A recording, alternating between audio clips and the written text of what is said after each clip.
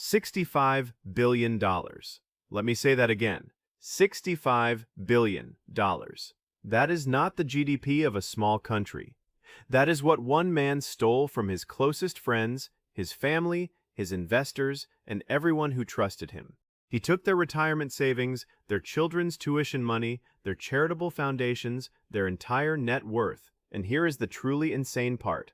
He almost got away with it. Bernie Madoff ran the largest Ponzi scheme in history for 17 years. He sat in a multi-million-dollar office on Wall Street, wearing tailored suits, attending charity galas, shaking hands with senators. He was the former chairman of NASDAQ. He was on the board of charities and universities. He was trusted. And every single day, for nearly 2 decades, he was running a scam so simple that a financial analyst figured it out in 4 minutes. 4 minutes. The SEC investigated him 8 times over 16 years. 8 times. They never caught him. He only got caught because the entire global financial system collapsed in 2008, and suddenly everyone wanted their money back at the same time. And when they did, he did not have it. He never had it. It was all one big lie. A Ponzi scheme is beautiful in its simplicity. You promise investors a high return, 10%, 12%, maybe 50% if you are feeling ambitious. The first investors give you money. You do not invest it. You do not trade it. You do not do anything with it except put it in a bank account. Congratulations, you are now a financial genius. When those first investors ask for their returns, you pay them with money from the second group of investors. When the second group asks, you pay them with money from the third group. As long as more people keep joining, everyone gets paid. Everyone is happy. The scheme looks like a legitimate business. Statements are printed. Returns are reported. The investors tell their friends. The friends tell their family. The money keeps flowing in. And the entire thing is built on absolutely nothing. No actual investment. No real returns. No product. No service. No value creation of any kind. Just a promise and a pile of new money arriving every single day. The only problem is the math. And math does not care about your feelings. It does not care about your reputation. It does not care how many people trust you. Math just waits. And when the new money stops coming, math wins. Before Madoff, there was Charles Ponzi, a 5'2" Italian immigrant who arrived in Boston in 1903 with $2.50 to his name. He worked odd jobs, washed dishes, got arrested for check forgery, spent time in prison. Then, in 1920, Ponzi came up with an idea: international reply coupons. These were prepaid postage vouchers that could be bought cheap in one country and redeemed at face value in another. In theory, you could buy them in a country with a weak currency and cash them in a country with a strong one. The arbitrage was real. The problem was logistics. You would need millions of coupons, global shipping networks, and armies of redeemers to make it work at scale. Ponzi did not care about scale. He just told people he was doing it. He promised a 50% return in 45 days, or 100% in 90 days. The money poured in. At its peak, Ponzi was collecting $1 million a day. In 1920 dollars. That is 15 million total, into his Boston office. Then the Boston Post started asking questions. They sent reporters to investigate. They discovered Ponzi had bought nowhere near enough coupons to justify even a fraction of the money he had collected. Within 2 days of the story breaking, the entire scheme collapsed. Investors lost $20 million. Ponzi served 3.5 years in prison and was deported to Italy. He died penniless in Brazil in 1949.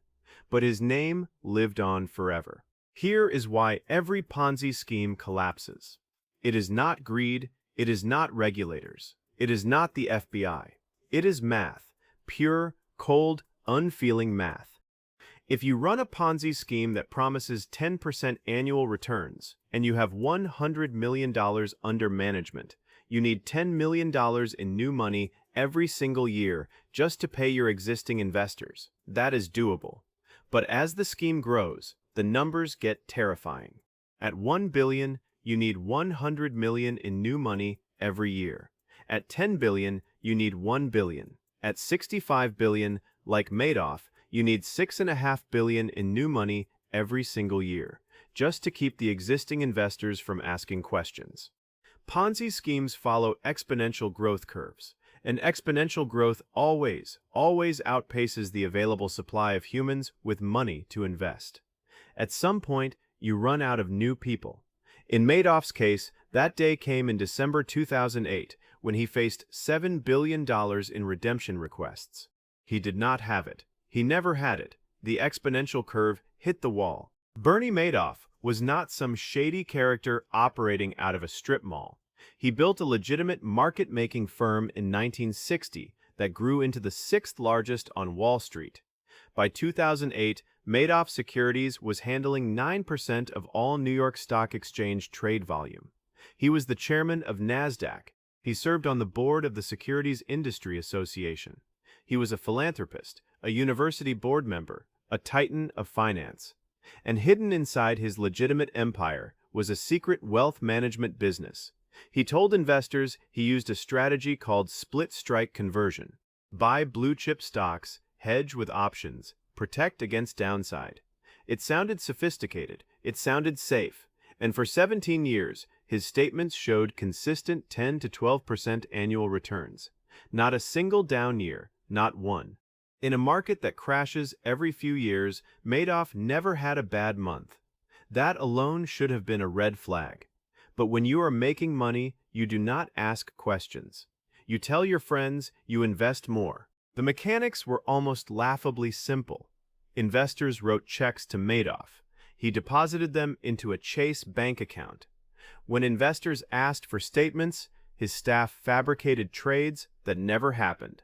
They used old trade data from his legitimate business, changed the dates and volumes, and printed them as evidence. No actual stocks were ever bought. No options were ever traded. No hedging ever occurred. It was just a spreadsheet, a printer, and a lot of trust. Madoff charged no management fees and no performance fees. That was part of the con. Why would someone charge no fees unless they were confident? The real confidence trick was that every single dollar stayed in that bank account until someone asked for it back. And by then, the money was already spent. Madoff stole between $200 and $400 million every year for himself. He bought real estate, funded a lavish lifestyle, and paid phony returns to keep the machine running. The legitimate business made real money. The Ponzi scheme stole the rest. You might think a $65 billion fraud would be impossible to spot. It was not. In 1999, a financial analyst named Harry Markopolos sat down to reverse engineer Madoff's strategy. It took him 4 minutes to conclude the numbers were impossible. After 4 hours, he had a 40-page report proving fraud. Shocker, right? Markopolos spent the next decade sending evidence to the SEC. He filed formal complaints in 2000, 2001, 2005, 2007, and 2008. The SEC investigated 8 separate times. They never found anything. Meanwhile, the entire Wall Street establishment knew. None of the major investment banks trusted Madoff. Goldman Sachs, Morgan Stanley, J.P. Morgan all refused to invest with him. His derivatives counterparties were zero. Because anyone who actually understood finance knew his numbers were too consistent to be real. But the SEC was intimidated by Madoff's reputation. He was a former NASDAQ chairman. He knew regulators personally. The SEC called him a dear friend. Your money is safe when the people who are supposed to catch you call you a friend. December 2008, the financial crisis had wiped out trillions in wealth. Hedge funds were melting down, banks were failing, and suddenly, every Madoff investor wanted their money out. $7 billion in redemption requests hit at once. Madoff did not have it. On December 9th, he told his sons, Mark and Andrew, he wanted to pay his employees $173 million in bonuses 2 months early. The sons knew something was wrong. You do not pay bonuses early when investors are demanding their money back. They confronted their father. He confessed. He told them the wealth management business was one big lie. 17 years of fake returns, fabricated trades, and stolen money. The sons did the only thing they could. They turned him in. The next day, December 10th, Madoff was arrested by FBI agents at his Manhattan penthouse. He was $82 billion in debt. Actually, he had nothing. The entire $65 billion was gone. Most of it had never existed. Madoff pleaded guilty to 11 federal felonies. He was sentenced to 150 years in prison. The judge called his crimes extraordinarily evil. The forfeiture order was $17 billion, though most of it was money he never actually had. But the real tragedy was not the money. Mark Madoff, the son who turned in his own father, hanged himself exactly 2 years to the day after his father's arrest, December 11, 2010. Andrew Madoff died of lymphoma in 2014 at age 48. The stress of the scandal, the public shame, the family destruction. Bernie's brother Peter went to prison for 10 years for falsifying records. The Madoff family was destroyed by the largest financial crime in history. And here is the part that still makes people angry. The victims got most of their money back. The DOJ recovered $4.3 billion and distributed it to victims. About 90% recovery for those who filed claims. The government got its money. Madoff got his sentence. The family got destroyed. And the scheme changed absolutely nothing about how the SEC investigates fraud. You would think after Madoff, people would learn. They did not. In 2016, a platform called BitConnect launched. It was a cryptocurrency exchange with a lending program. You send them Bitcoin, they give you BitConnect coin. They lend your coins to their proprietary trading bot. The bot generates profits. You earn interest. It sounded sophisticated. It sounded safe. It was the exact same con as Madoff, just with blockchain jargon. The SEC later confirmed the trading bot never existed. There was no bot. There were no trades. It was just a website collecting Bitcoin and printing fake returns. At its peak, BitConnect coin was worth $525. The platform had collected $2.4 billion from investors worldwide. In January 2018, regulators in Texas and North Carolina issued cease and desist orders. BitConnect shut down its lending platform the same day. The coin crashed 92% in hours, from $525 to less than $1. And then there was the meme. BitConnect Carlos, a promoter who screamed BitConnect at conferences, became an internet legend. 800 verified victims in the U.S. $17 million in restitution. The founder, Satish Kumbani, is still in India. The United States cannot extradite him. FTX was not technically a Ponzi scheme. It had real revenue, real users, and real products. But Sam Bankman-Fried did the exact same thing Madoff did. He took customer deposits and used them to fund venture capital investments, real estate, and political donations.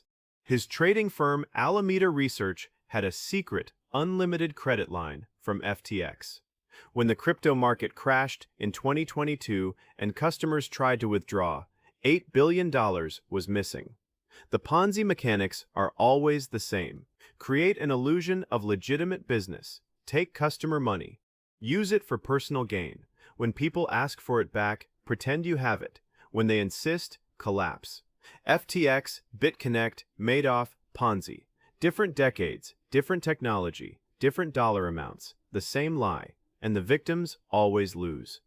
The SEC filed 202 securities fraud cases in fiscal year 2025. That is up 43% since 2021. Americans reported losing $12.5 billion to fraud in 2024 alone. Actual estimated losses, including unreported fraud, are nearly $200 billion. The scams are getting bigger, faster, and more digital. You might be thinking right now, I would never fall for a Ponzi scheme. Everyone thinks that. The victims of Madoff were not stupid. They included some of the most sophisticated investors in the world. Hedge fund managers, billionaires, university endowments, charitable foundations. They fell for it because Madoff was trusted, because his returns were consistent, because their friends were in it, because every time they asked for money, they got it, until the day they did not. This is called the commitment and consistency bias. You invest a little, you get your returns. You invest more, you get more returns. You tell your friends. Now you are emotionally invested. If the scheme collapses, you lose your money and your reputation for recommending it. So you double down. You ignore the red flags. You tell yourself it is different this time. It is never different. Madoff's scheme collapsed when the financial crisis forced everyone to test the lie at the same time. BitConnect collapsed when regulators asked one question. FTX collapsed when someone leaked a single balance sheet. The schemes always collapse. The only variable is when. The economics of owning a Ponzi scheme. It is the only business in the world where you can make billions of dollars while producing absolutely nothing. No product, no service, no value. Just a promise, a ledger, and the desperate hope that more people keep showing up. The paradox is that the more successful you are, the faster you are racing toward your own destruction. Because every dollar you steal today is a dollar you have to repay tomorrow. And at some point, you will run out of tomorrows. Madoff got 17 years before the wall. Ponzi got 8 months. BitConnect got 2 years. FTX got 1 bad week. The house always wins in a Ponzi scheme. But the house is also a prison, and the only way to leave is in handcuffs or a coffin. The next time a friend tells you about an investment that never loses money, remember Bernie Madoff. Remember the 4,800 accounts, the 17 years of lies, the son who hanged himself exactly 2 years to the day. Remember that the returns were fake, the strategy was fiction, and the only person who got rich was the man running the lie. And ask yourself one simple question. If the returns are real, why do they need your money?